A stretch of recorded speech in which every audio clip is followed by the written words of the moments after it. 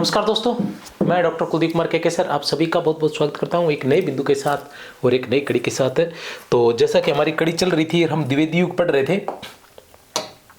तो द्विवेदी युग के अंतर्गत आज हम पढ़ने वाले महावीर प्रसाद द्विवेदी। महत्वपूर्ण कवि है। द्विवेदी युग के हम मान सकते हैं प्रथम कवि मान सकते हैं, या जो द्विवेदी युग का जो नाम पड़ा है वो इन्हीं के नाम पर पड़ा है। द्विवेदी युग जो नाम पड़ा है वो इन्हीं के नाम पर पड़ा था, महावीर प्रसाद द्विवेदी। तो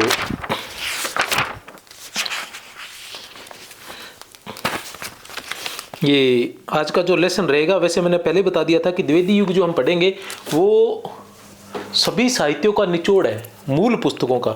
जैसा कि आपने देख ही लिया है कि मूल पुस्तकें जो हैं वहीं से ही ये जो द्विवेदी युग है वो करवाया जाएगा। यहाँ तक कि सभी जो पहले भी, जैसे हम आदिकाल देख रहे हैं या भक्ति काल देखा हमने, उसके बाद भक्ति काल के अंतर्गत भी जैसे हमने संत काव्य देखा, सूफी काव्य देखा, या फिर हमने राम काव्य है या कृष्ण काव्य पढ़ा, तो वो सभी मूल पुस्तकों से ही पढ़ाया गया है।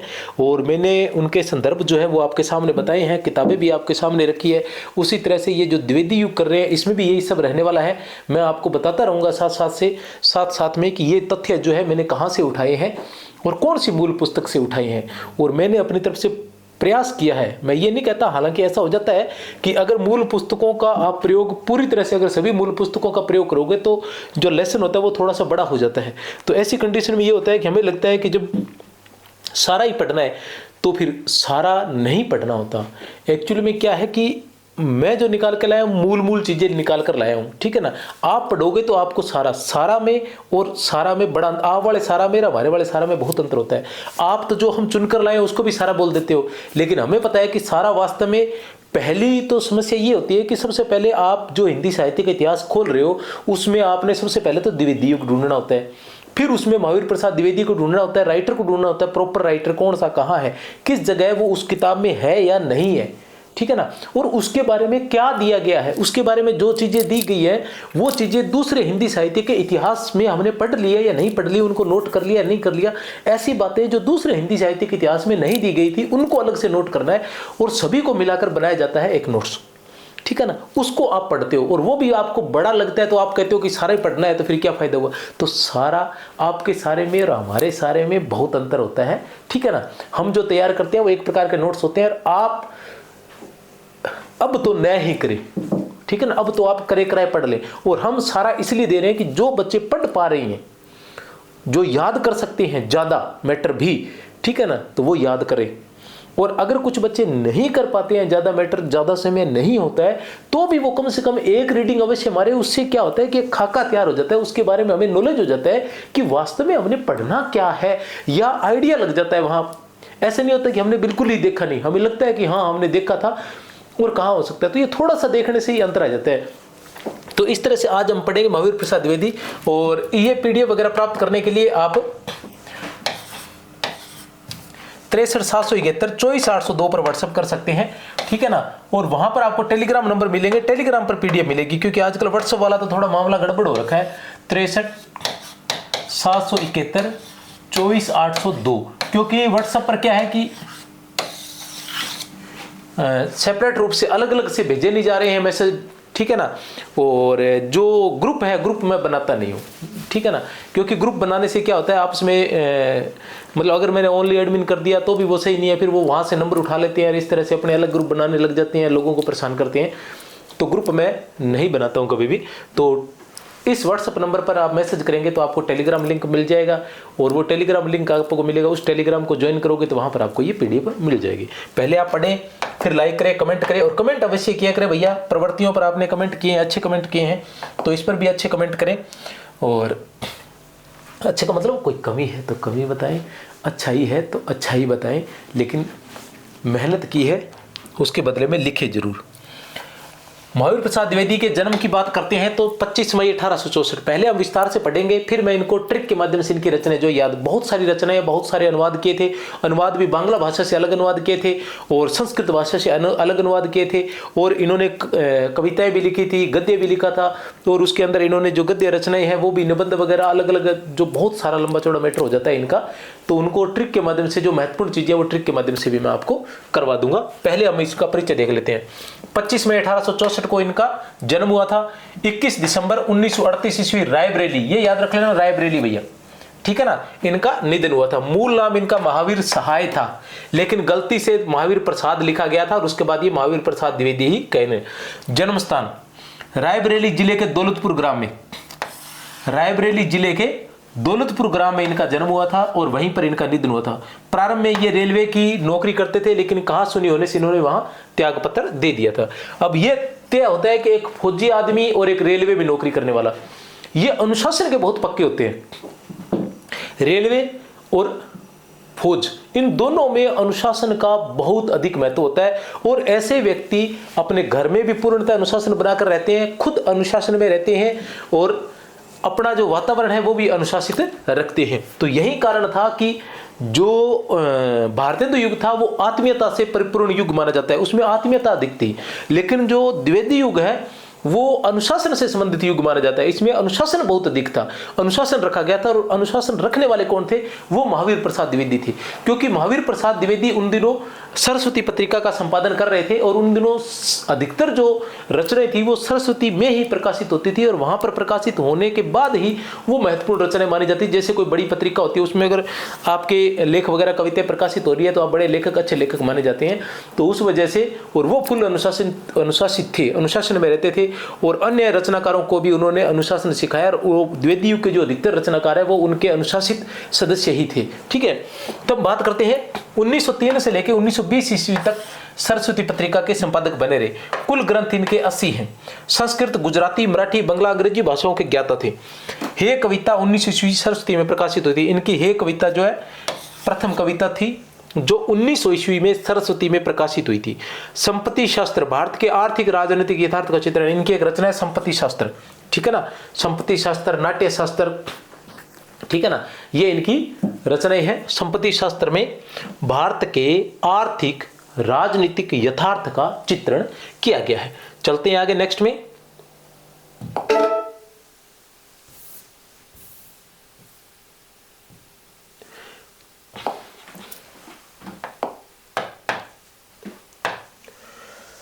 तुम्ही अन्नदाता भारत के सचमुच बैलराज महाराज, बहुत ही महत्वपूर्ण पंक्तियां हैं, नेट की परीक्षाओं में अक्सर पूछी गई है।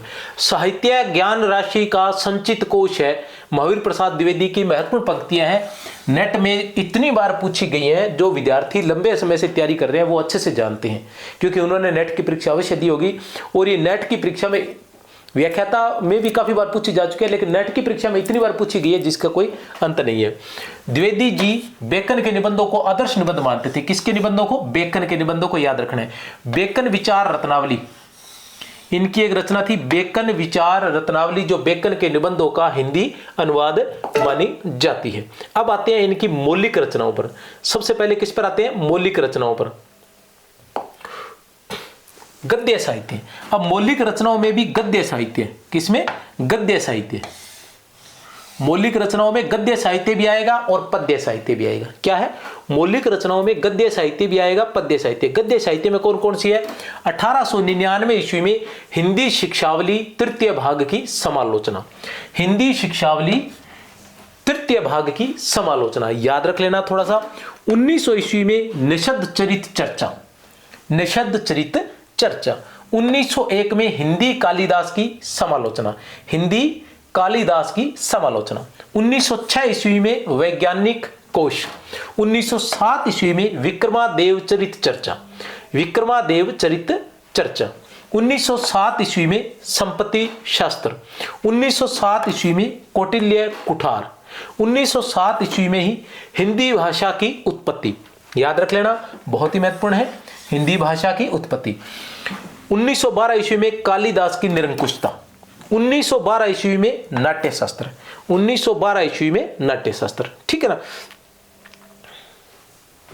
संपत्ति शास्त्र महत्वपूर्ण है, ठीक है ना, और कालिदास की समालोचना महत्वपूर्ण है। निषद चरित चर्चा भी पूछी जाती है। चलते हैं आगे।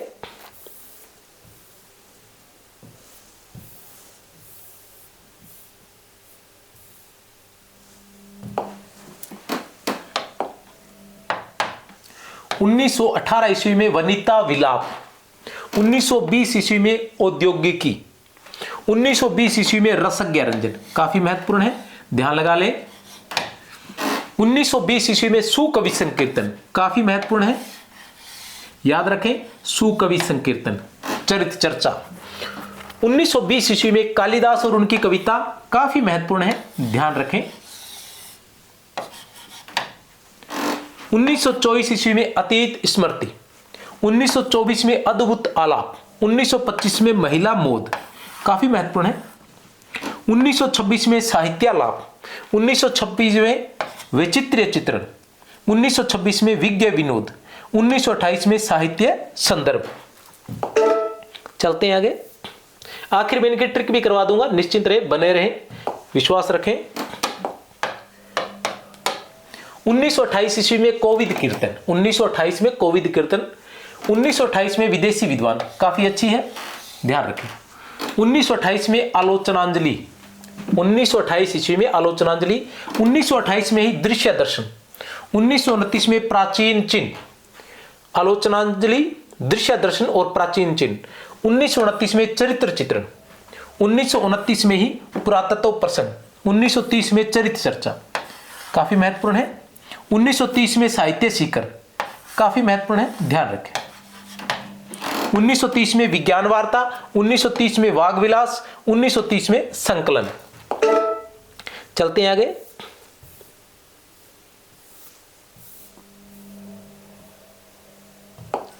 उसके बाद 1930 में विचार विमर्श, 1930 में पुरावृत्त और उसके बाद तरुणोपदेश जो है प्रकाशित रही, याद रख लेना, काफी महत्वपूर्ण है तरुणोपदेश।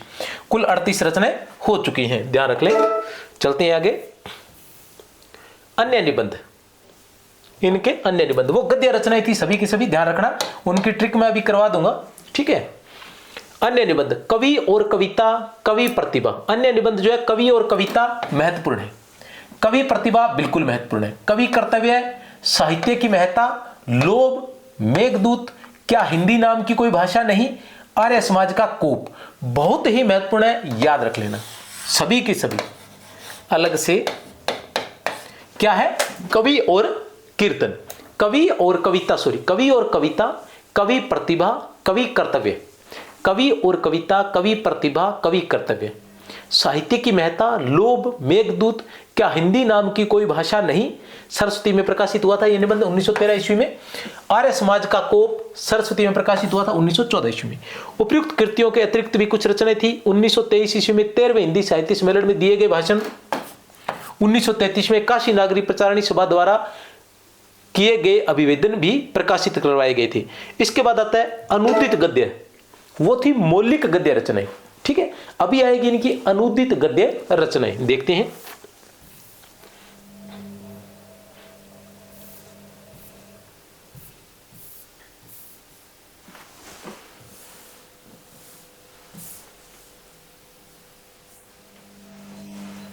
दिख जाएगा क्या, दिख ही जाना चाहिए।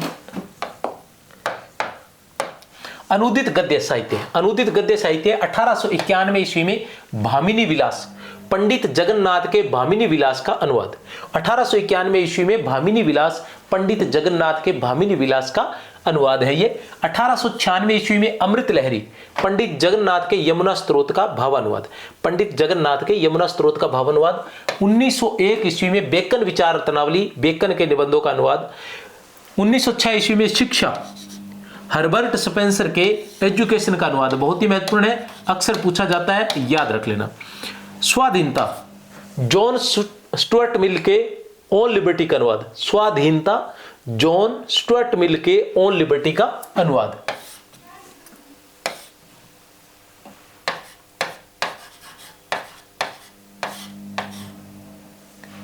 महत्वपूर्ण, स्वाधीनता, जॉन स्टुअर्ट मिल के ऑन लिबर्टी का अनुवाद महत्वपूर्ण है, याद रखिए।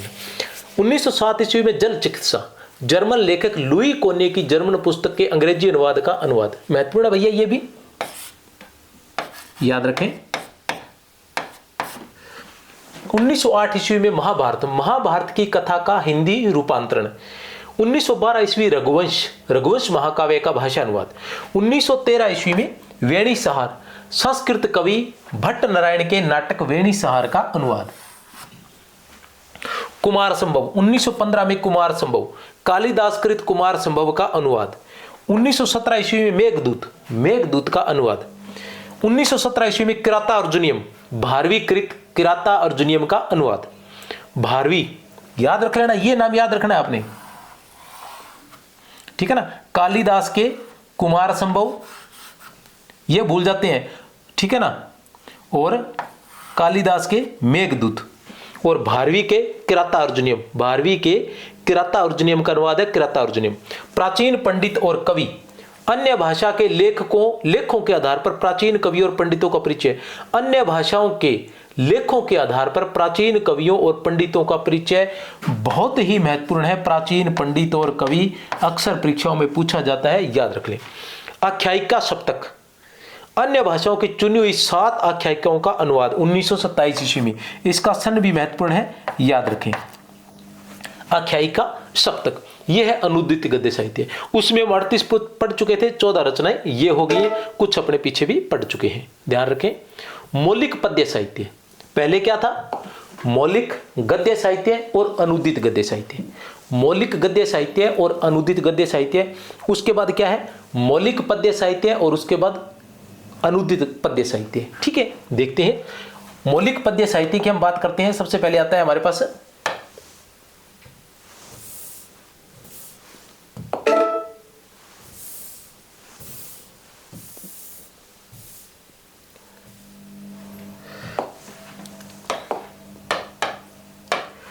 जिन्हें द्विवेदी जी ने स्वयं तुकबंदी कहा है। मौलिक पद्य साहित्य को द्विवेदी जी ने तुकबंदी कहा है, स्वयं ही तुकबंदी कहा है। उन्होंने कहा ये मेरी तुकबंदी है। 1892 ईस्वी में देवी स्तुति शतक मौलिक पद्य साहित्य है, ये किसी का अनुवाद नहीं है, आपने ध्यान रखना है। देवी स्तुति शतक। 1898 ईस्वी में काव्य कुब्जावली वर्तम, 1898 में ही समाचार पत्र स्तव। 19 ईस्वी में नागरी, महत्वपूर्ण है, याद रख लेना। 1903 ईस्वी में काव्य मंजूषा, याद रख लेना, बहुत ही महत्वपूर्ण है। 1907 ईस्वी में कान्य कुब्ज अबला विलाप, महत्वपूर्ण है, याद रखें।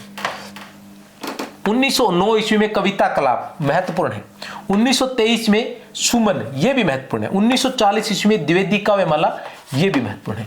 महत्वपूर्ण यह है कि काव्य के क्षेत्र के अंदर ये द्विवेदी जी महत्वपूर्ण, इन्हीं के नाम पर युग है तो इनकी रचनाएं महत्वपूर्ण होगी ही। तो एक सरसरी निगाह अवश्य हमारे, क्योंकि ज्यादा घबराने की आवश्यकता नहीं है। जो मूल रूप से जो मुश्किल है वो महावीर प्रसाद द्विवेदी ही एक है द्विवेदी युग में। इसलिए थोड़ा सा ध्यान लगाकर देख लें कि द्विवेदी युग में अगर कोई मुश्किल है जिसे याद करना थोड़ा कठिन है तो वो द्विवेदी जी है। मैं यहाँ भी ट्रिक के माध्यम से कुछ याद करवाऊंगा और अलग से एक वीडियो और भी बना दूंगा इसकी, तो 2-3 वीडियो इसकी बना के किसी तरह से आपको महावीर प्रसाद द्विवेदी याद करवा दूंगा। बाकी मैत्रसेन गुप्त में कुछ चीजें जो थी, ठीक है ना, वो कुछ हो सकती है कुछ कठिन हो, लेकिन ऐसा नहीं है, उसके बारे में आप जानते हैं। क्योंकि महावीर प्रसाद द्विवेदी ज़्यादातर विद्यार्थी कम ही पढ़ पाते हैं, किताबों में भी इनके बारे में ज़्यादा नहीं दिया गया है, तो इन्हें जरूर याद करें। सिर्फ ये एकमात्र कवि ऐसे हैं जो कठिन है। मैत्रसेन गुप्त के बारे में आप लगभग 70-80% जानते होते हैं, कोई 30-1% जानकारी जो है वो नई होती है, तो उसको और देख लेते हैं तो बेटर हो जाता है। बाकी जो कवि है वो छोटे छोटे हैं, और कोई बड़ा कवि द्विवेदी युग के अंतर्गत इतना बड़ा कवि नहीं है कि जिसे याद करने में हमें कठिनाई हो, जिसकी बहुत सारी रचनाएं हो, ऐसा नहीं है, सिर्फ ये ही कवि है। तो थोड़ा सा ध्यान रखें कि द्विवेदी युग में महावीर प्रसाद द्विवेदी को याद जरूर करें, क्योंकि कोई अगर ऐसा प्रश्न आएगा जो किसी को नहीं आएगा वो आपको आएगा, तो आप फिर सिलेक्शन आपका पक्का हो जाएगा। ठीक है, तो घबराना नहीं है, तैयार रहना है। मौलिक पद्य साहित्य जिन्हें द्विवेदी जी ने स्वयं तुकबंदी कहा है, ठीक है, जिन्हें द्विवेदी जी ने स्वयं तुकबंदी कहा है। एक बार मैं रिवाइज करवा देता हूं आपको। 1892 ईस्वी में देवी स्तुति शतक, 1898 ईस्वी में काव्य कुब्जावली वर्तम, 1892 ईस्वी में देवी स्तुति शतक, 1898 ईस्वी में काव्य कुब्जावली वर्तम, 1898 में ही समाचार पत्र स्तव, 19 ईस्वी में नागरी, 1903 ईस्वी में काव्य मंजूषा, 1907 ईस्वी में कान्य कुब्ज अबला विलाप। कहने का मतलब ये कि एक ये महत्वपूर्ण है। उसके बाद जब से ये बने सरस्वती पत्रिका के संपादक बने, उसके बाद की इनकी रचनाएं महत्वपूर्ण हो गई थी, ठीक है ना। 1903 ईस्वी में काव्य मंजूषा, 1907 ईस्वी में कान्य कुब्ज अबला विलाप, 1909 ईस्वी में कविता कलाप, 1923 ईस्वी में सुमन, 1940 ईस्वी में द्विवेदी काव्य माला। अब हम देखते हैं इनके अनुदित पद्य।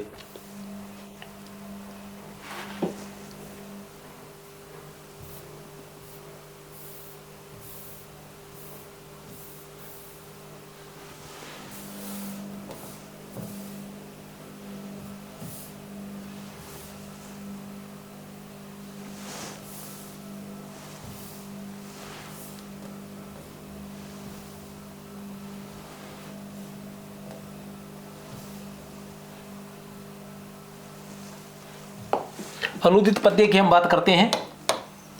दिख तो रहा क्या, ज्यादा छोटा तो नहीं है? चल कोई बात नहीं, बड़ा कर लेते हैं फिर अगर छोटा है तो। ये लीजिए अनुदित पद्य।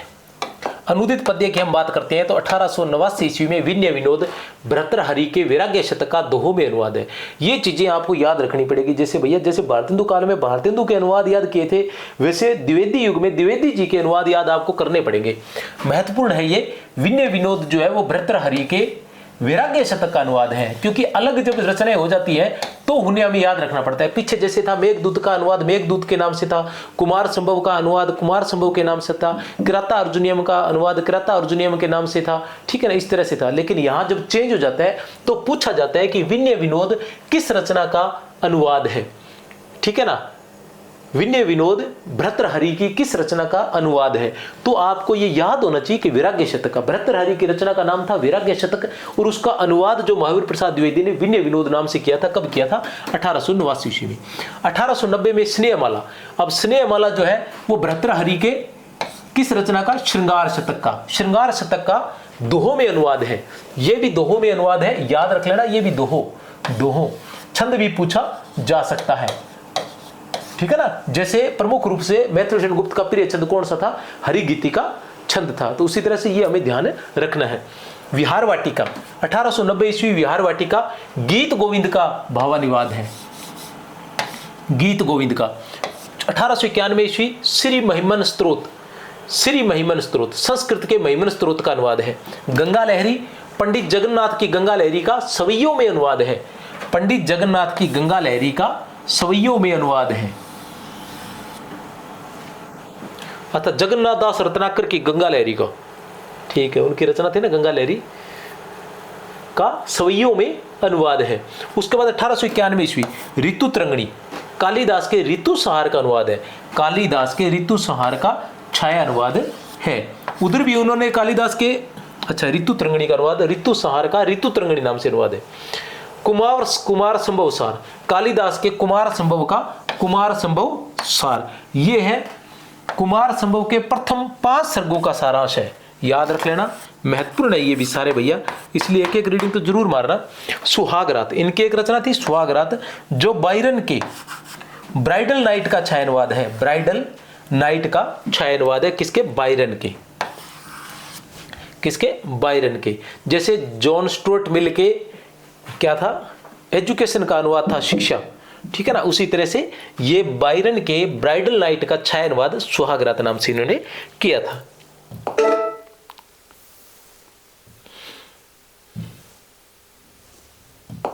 1903 से लेकर 1920 ईस्वी तक सरस्वती के संपादक के रूप में कार्य किया। यह कोई नई बात नहीं है, अच्छे से आप जानते हैं, कोई समस्या नहीं। 1920 ईस्वी में सरस्वती से अलग होने पर जीवन के अंतिम 18 वर्ष अपने गांव दौलतपुर जिला रायबरेली में ही व्यक्त किए थे। दौलतपुरा के रहने वाले थे, ठीक है ना, याद रख लेना, रायबरेली जिले के। अनुवादक के रूप में द्विवेदी जी ने भाषा की प्रांजलता और मूल भावों की रक्षा की है। महावीर प्रसाद द्विवेदी साहित्य में जो शक्ति छिपी रहती है वह तोप, तलवार और बम गोलों में भी नहीं पाई जाती। बहुत ही महत्वपूर्ण है महावीर प्रसाद द्विवेदी जी का ये कथन है। महावीर प्रसाद द्विवेदी साहित्य में जो शक्ति छिपी रहती है वह तोप, तलवार और बम गोलों में भी नहीं पाई जाती है। महावीर प्रसाद द्विवेदी ने कहा, भारत भारती काव्य वर्तमान हिंदी साहित्य में युगांतर उत्पन्न करने वाला है। ऐसा किसने कहा था भारत भारती के बारे में? किसने कहा था भारत भारती के बारे में? महावीर प्रसाद द्विवेदी ने। किसकी रचना थी भारत भारती? गुप्त की रचना थी। कब हुई थी इसकी रचना? 1912 ईस्वी में। कब हुई थी? 1912 ईस्वी में। इसी रचना पर इनको राष्ट्र कवि की उपाधि मिली थी। किसकी? राष्ट्र कवि की। किसने दी थी राष्ट्र कवि की उपाधि? गांधी जी ने, महात्मा गांधी जी ने। कब दी थी? 1936 ईस्वी में। कब दी थी? 1936 ईस्वी में। इसके लिए भारत भारती के लिए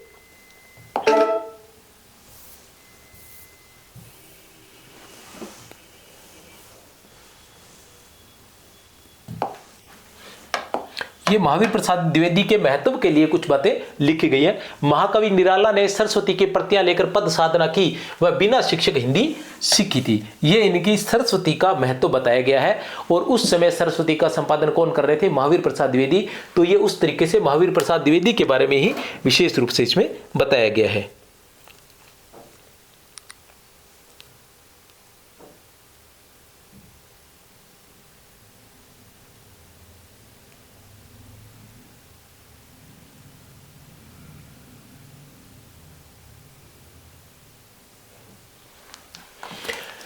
राहुल सांकृत्यायन ने साहित्यिक भाषा के निर्माण में द्विवेदी जी को चतुर्माली की संज्ञा दी थी। इतना सा याद रखना है कि महावीर प्रसाद द्विवेदी को चतुर्माली की संज्ञा किसने दी थी, तो राहुल सांकृत्यायन ने दी थी। ये बात आपने याद रखनी है।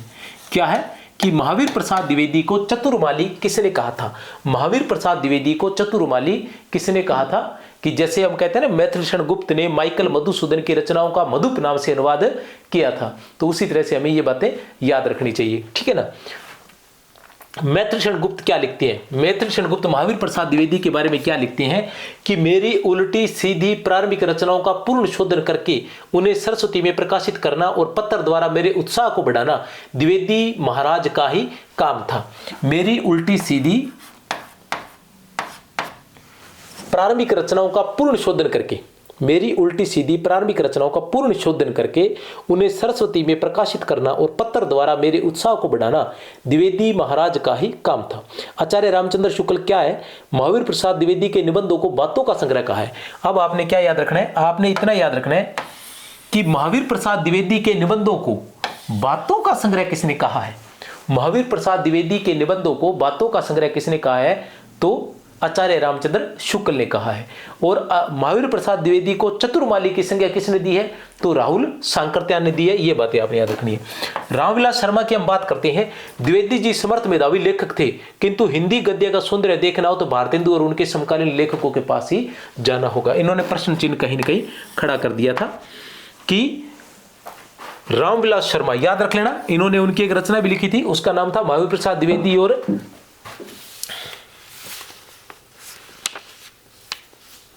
हिंदी नवजागरण।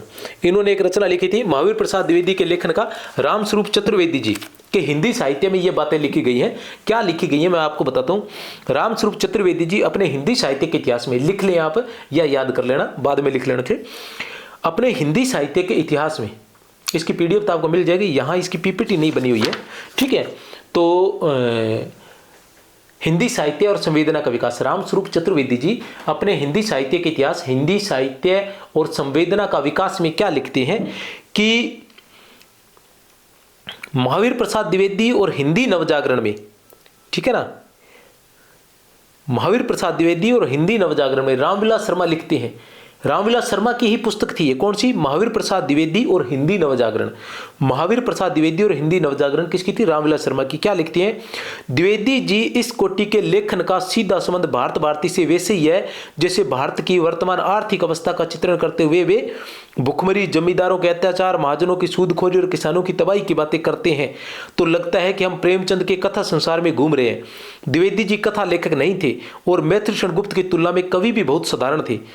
रामविलास शर्मा जी लिखते हैं कि जो महावीर प्रसाद द्विवेदी थे, ठीक है ना, कथा लेखक नहीं थे, वे प्रेमचंद के समान कथा लेखक नहीं थे और मैथिलक्षण गुप्त की तुलना में कवि भी बहुत साधारण थे, किंतु वैचारिक स्तर पर वह इन दोनों से आगे है।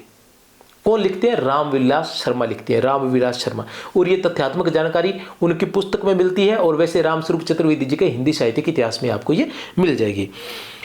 किंतु वैचारिक स्तर पर वह इन दोनों से आगे है। इन दोनों के काव्य संसार और कथा संसार की रूपरेखा उनके गद्य में स्पष्ट दिखाई देती है। इन दोनों के काव्य संसार और कथा संसार, कहने का मतलब मैथिलक्षण गुप्त के काव्य संसार और प्रेमचंद जी के कथा संसार की रूपरेखाएं उनके गद्य में स्पष्ट दिखाई देती है। इस दृष्टि से उन्हें युग निर्माता कहना पूर्णतः संगत होगा। इस दृष्टि से उन्हें युग निर्माता कहना पूर्णतः संगत होगा। और बहुत सी बातें हैं हिंदी साहित्यिक इतिहास की, इसके बाद हम चलते हैं, करते हैं बात, बने रहे लगातार। महावीर प्रसाद द्विवेदी ने भुजंग भूषण भट्टाचार्य के नाम से रचना कार्य किया था। भुजंग भूषण भट्टाचार्य। अब बात करते हैं कि तीन बातें जो अलग अलग आई है इनके बारे में, वो कौन कौन सी आई है। एक बात तो आई है हमारे सामने राहुल सांकृत्यायन की। किसके बारे में, महावीर प्रसाद द्विवेदी जी के बारे में राहुल सांकृत्यायन की बात आई है। राहुल सांकृत्यायन की कौन सी बात आई है, राहुल सांकृत्यायन की बात यह है कि वो उन्हें चतुर्माली कहते हैं। क्या कहते हैं, चतुर्माली कहते हैं। माली मतलब रक्षक, एक प्रकार का बगीचे का रक्षक जो होता है, बगीचे की देख रेख करने वाला। तो बगीचा क्या है, बगीचा हिंदी भाषा है, हिंदी लेखन है, हिंदी रचनाएं जो है वो एक प्रकार का बगीचा है और उसकी रक्षा करने वाले ये है, सरस्वती के माध्यम से ये उसकी रक्षा करते थे। और दूसरे आते हैं हमारे पास आचार्य रामचंद्र शुक्ल, जो इनके निबंधों को बातों का संग्रह कहते हैं, जो इनके निबंधों को बातों का संग्रह कहते हैं। तीसरे हमारे पास आते हैं ये एक और नाम आता है, वो आता है भुजंग भूषण भट्टाचार्य। तो महावीर प्रसाद द्विवेदी भुजंग भूषण भट्टाचार्य के नाम से लिखती थी। उसके बाद हमारे पास रामविलास शर्मा जी भी आते हैं। वो ये कहते हैं कि कथा साहित्य में ये प्रेमचंद से बहुत पीछे थे और काव्य साहित्य में मैथिल शरणगुप्त से बहुत पीछे थे, लेकिन वैचारिक स्तर पर ये उन दोनों से आगे थे। वैचारिक स्तर की हम बात करते हैं तो यह इन दोनों से आगे थे। आगे आचार्य रामचंद्र शुक्ल जी क्या लिखते हैं इनके बारे में, वो भी देख लेते हैं। आचार्य रामचंद्र शुक्ल लिखते हैं कि द्विवेदी जी के लेख या निबंध विचारात्मक श्रेणी में आएंगे। ठीक है ना। आचार्य रामचंद्र शुक्ल ने द्विवेदी जी के निबंधों को किस श्रेणी में रखा है? आचार्य रामचंद्र शुक्ल ने द्विवेदी जी के निबंधों को विचारात्मक श्रेणी में रखा है। किस श्रेणी में रखा है? विचारात्मक श्रेणी में रखा है। ये याद रखना है, पूछा जा सकता है निबंधात्मक श्रेणी में रखा है, चित्रात्मक श्रेणी में रखा है, कलात्मक श्रेणी में रखा है, या फिर ललित निबंधों की श्रेणी में रखा है, पूछा जा सकता है। तो कौन सा? विचारात्मक श्रेणी में रखा है। पर विचार की वह गूढ़ गुम्फित परंपरा उनमें नहीं मिलती जिससे पाठक की बुद्धि उत्तेजित होकर किसी नई विचार पद्धति पर दौड़ पड़े। द्विवेदी जी के लेखों को पढ़ने से ऐसा जान पड़ता है कि लेखक बहुत मोटी अकल के पाठकों के लिए लिख रहे हैं। द्विवेदी जी के लेखों को देखकर ऐसा लगता है कि जैसे वो बहुत मोटी अकल के पाठकों के लिए लिख रहे हैं। तो आचार्य रामचंद्र शुक्ल जो थे, ऐसे कह दीजिए कि शेर को सवा शेर टकराने वाली बात है। महावीर प्रसाद द्विवेदी तो शेर थे और आचार्य रामचंद्र शुक्ल सवा शेर टकरा गए। और आचार्य रामचंद्र शुक्ल थोड़ा आलोचक थे, तो इनका काम था कि ये ले ही लेते थे लपेटे में, किसी को नहीं बख्शते थे। तो इन्होंने क्या कहा, एक तो इनकी निबंधों को इन्होंने कह दिया बातों का संग्रह। कहते कि बातों का संग्रह, ऐसे लग रहा है जैसे कोई बातें की जा रही है, बस जो दिमाग में आ गया वो बोले जा रहे हैं, मतलब उसका कोई स्तर नहीं है, इसलिए वो बातों का संग्रह कहते थे। उसके बाद फिर वो कहते हैं कि इनके निबंधों का कोई स्तर नहीं है। क्या है निबंध? कि ऐसा लगता है जैसे वो किसी मोटी अकल के पाठकों के लिए गूढ़ गुम्फित जो विचारधारा होती है वो उसमें नहीं थी। ठीक है ना। जैसे एक ही, जैसे बिहारी के बारे में कहते हैं ना कि सतसैया के दोहरे जो नाविक के तीर, ठीक है ना, देखने में छोटे लगे घाव करे गंभीर, वो वाली बात इनमें नहीं है। फिर आचार्य रामचंद्र शुक्ल फिर क्या कहते हैं कि हम महावीर प्रसाद द्विवेदी को पद्य रचना की एक प्रणाली के प्रवर्तक के रूप में पाते हैं। पद्य रचना की एक प्रणाली के प्रवर्तक के रूप में। अब ये कैसे है, ये तो यही जाने। महावीर प्रसाद द्विवेदी की उपाधियां, आचार्य एक उपाधि थी इनके आचार्य, जो काशी नागरी प्रचारणी सभा ने इनको दी थी। एक थी साहित्य वाचस्पति, जो हिंदी साहित्य सम्मेलन द्वारा इनको दी गई थी। आचार्य की, ठीक है ना, उपाधि काशी नागरी प्रचारणी सभा द्वारा दी गई थी और साहित्य वाचस्पति की हिंदी साहित्य सम्मेलन द्वारा। 1902 ईस्वी में महावीर प्रसाद द्विवेदी ने कुमार संभव के प्रथम 5 सर्गों का अनुवाद करके खड़ी बोली के कवियों के लिए टकसाली पद्य भाषा का आदर्श सामने रखा था। बहुत ही महत्वपूर्ण है ये। क्या है? 1902 ईस्वी में कुमार संभव के प्रथम 5 सर्गों का अनुवाद करके खड़ी बोली के कवियों के लिए टकसाली पद्य का आदर्श सामने रखा था।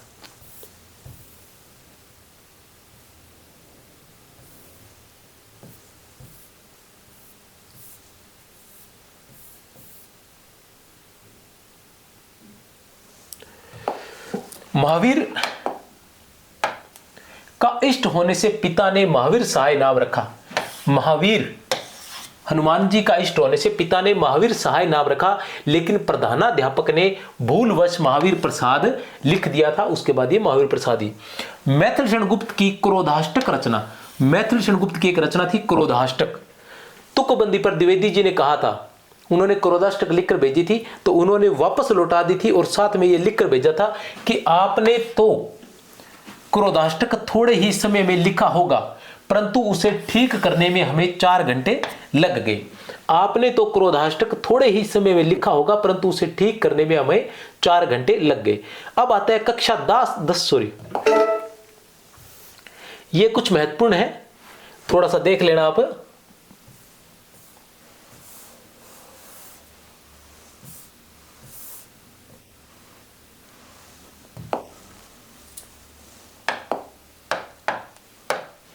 कक्षा 10 की पाठ्य पुस्तक क्षितिज के अनुसार, ठीक है ना। कुछ रचनाएं दे रखी है, कई बार होता है कि जो कम पढ़ने वाले हैं वो बच्चे थोड़ा सा इनको जरूर देखें, ये महत्वपूर्ण है। मूल पुस्तकों की बात करें तो मूल पुस्तकों में ये रचनाएं दे रखी है कक्षा 10 में, तो थोड़ा सा आप नजर मार लें। काव्य की बात करें, गद्य की बात करें, अनुदित रचनाओं की बात करें, अनुदित रचनाओं में भी काव्य की बात करें और गद्य की बात करें, हम ये मौलिक रचनाओं की बात करेंगे यहाँ, ठीक है ना। मौलिक रचनाओं में जो काव्य लिखा गया, काव्य मंजूषा मैं वहां भी बता कर आया था, सुमन, अबला, ये अबला विलाप है, सॉरी अबला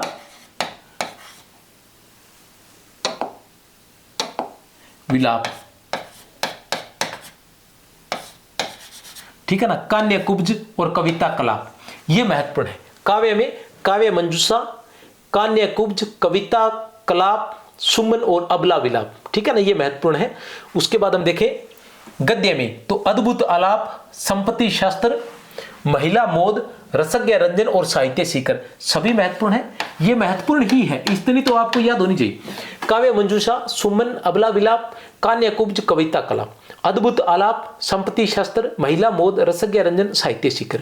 अनुदित रचनाओं की बात करें तो काव्य में विनय विनोद, स्नेहमाला और ऋतु तरंगिणी, विनय विनोद, स्नेहमाला और ऋतु तरंगिणी, ये अनुदित रचनाएं हैं, विनय विनोद, स्नेहमाला और ऋतु तरंगिणी। गद्य की बात करें तो भामिनी विलास, रघुवंश, वेणी सहार, बेकन विचार, रत्नावली और स्वाधीनता, ठीक है ना, रत्नावली और स्वाधीनता, ये 12वीं की 10वीं की किताब में दी गई है, याद रख लेना।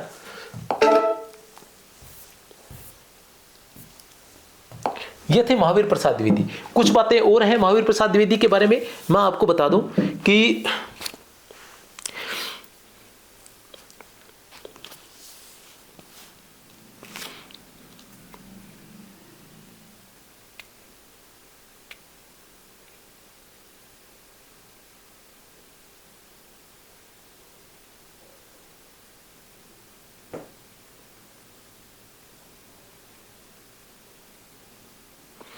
आचार्य रामचंद्र शुक्ल लिखते हैं कि मराठी कविता में अधिकतर संस्कृत के वृत्तों का व्यवहार होता है। मराठी वाली मैं आपको बात बता दूं कि दो परंपराएं चल रही थी।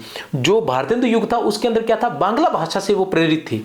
बांग्ला भाषा की जो रचनाएं थी उनकी उन्होंने अधिक अनुवाद किए थे और वो उन्हीं से प्रेरित थी।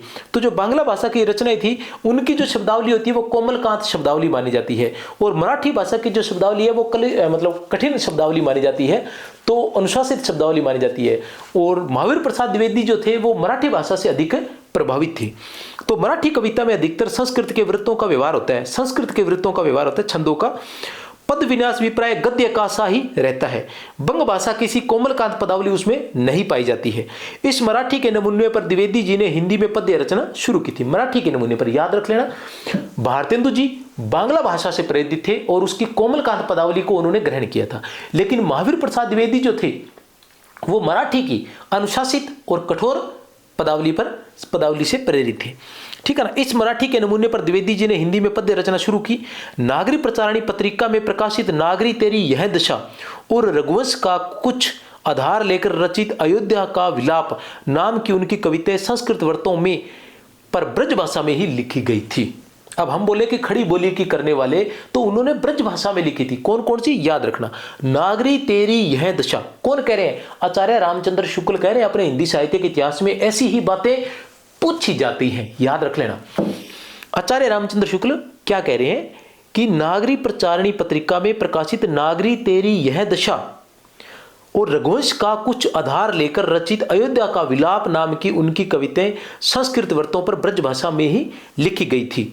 आचार्य रामचंद्र शुक्ल फिर लिखते हैं, उनकी भाषा बहुत अधिक गद्यवत हो गई, पर जैसा कि गोस्वामी तुलसीदास जी ने कहा है, गिरा अर्थ जल बिची सम कहियत भिन्न न भिन्न, भाषा से विचार अलग नहीं रह सकता। उनकी अधिकतर कविताएं इतिवृत्तात्मक हुई है। कौन कह रहे हैं, आचार्य रामचंद्र शुक्ल कह रहे हैं कि महावीर प्रसाद द्विवेदी की अधिकतर रचनाएं इतिवृत्तात्मक है। उनमें वह लाक्षणिकता, वह चित्रमयी भावना, वह वक्रता बहुत कम आ पाई जो रस संचार की गति को तीव्र और मन को आकर्षित कर सके।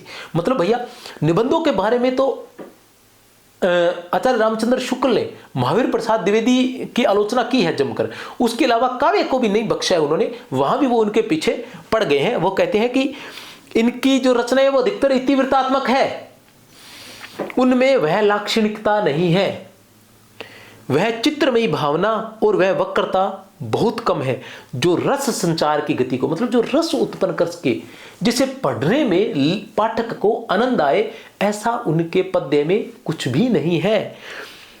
यथा सर्वथा तथैव ऐसे शब्दों के प्रयोग ने उनकी भाषा को और भी अधिक गद्य का स्वरूप दे दिया है। यथा सर्वथा तथैव द्विवेदी जी की कविताओं का संग्रह काव्य मंजूषा नाम की पुस्तक में हुआ है। उनकी कविताओं के दूसरे संग्रह का नाम सुमन है। याद रख लेना, इन दो का, ये दो जरूर याद रखना। क्यों? क्योंकि इनका वर्णन किसने किया अपने हिंदी साहित्य के इतिहास में? इनका जो इनके बारे में जो किसने कहा है, आचार्य रामचंद्र शुक्ल ने कहा है। वो कहते हैं द्विवेदी जी की कविताओं का संग्रह काव्य मंजूषा, क्या नाम है? काव्य मंजूषा और सुमन। डॉक्टर बच्चन सिंह क्या लिखते हैं उनके बारे में? बच्चन सिंह जी उनके बारे में लिखते हैं कि वे सरल और व्यवहारिक भाषा के पक्षपाती थी। मैं तो सरल भाषा के लेखक को बहुत बड़ा लेखक मानता हूं। दूसरी भाषाओं के शब्दों और भावों को ग्रहण कर लेने की शक्ति रखना ही सजीवता का लक्षण है। हमें केवल यह देखते रहना चाहिए कि इसमें सम्मिश्रण के कारण कहीं हमारी भाषा अपनी विशेषता तो नहीं खो रही है, बिगड़कर कहीं वह कुछ और तो नहीं होती जा रही है। बस द्विवेदी जी की भाषा शैली का एक नमूना देखिए। कविता से विश्रांति मिलती है, वह एक प्रकार का विराम स्थान है। उससे मनोमालिन्य दूर होता है, थकावट कम हो जाती है। चक्की पीसने के समय स्त्रियां काम करने में, मजदूर आदि परिश्रम कम होने के लिए गीत गाते हैं। जैसे मनुष्य के लिए गाने की जरूरत है, वैसे ही देश के लिए कविता की जरूरत है। ऐसा किसने कहा था? द्विवेदी जी ने। इसी नियमानुसार देश में समय समय नई नई कविता हुआ करती हैं।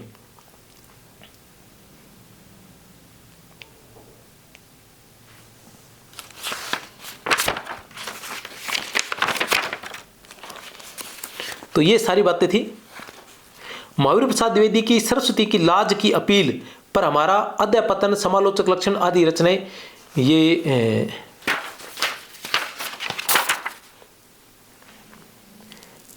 सिद्धर पाठक जी ने भेजी थी, सॉरी नाथुराम शर्मा शंकर जी ने भेजी थी।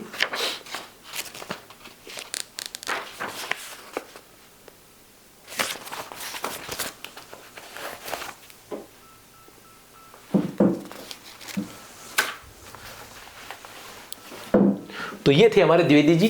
थोड़ी सी क्लास लंबी हो गई है। जस्ट इसके बाद एक छोटी सी क्लास हो रहा है कि जिसके अंदर मैं इनकी रचनाओं की जो ट्रिक है वो आपको करवाऊंगा, तो वो क्लास जरूर अटेंड करें।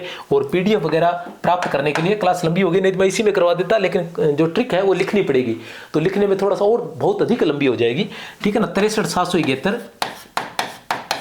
24 802 पर व्हाट्सअप करें। और सीधे टेलीग्राम से जुड़ना चाहते हैं तो जिस नाम से चैनल पर आप देख रहे हैं संकुल मार्गदर्शन, इसी नाम से टेलीग्राम चैनल है, वहां पर जुड़ जाए, वहां पर इसकी पीडीएफ मिल जाएगी। मेरी तरफ से आप सभी को बहुत बहुत शुभकामनाएं। जय हिंद, जय भारत।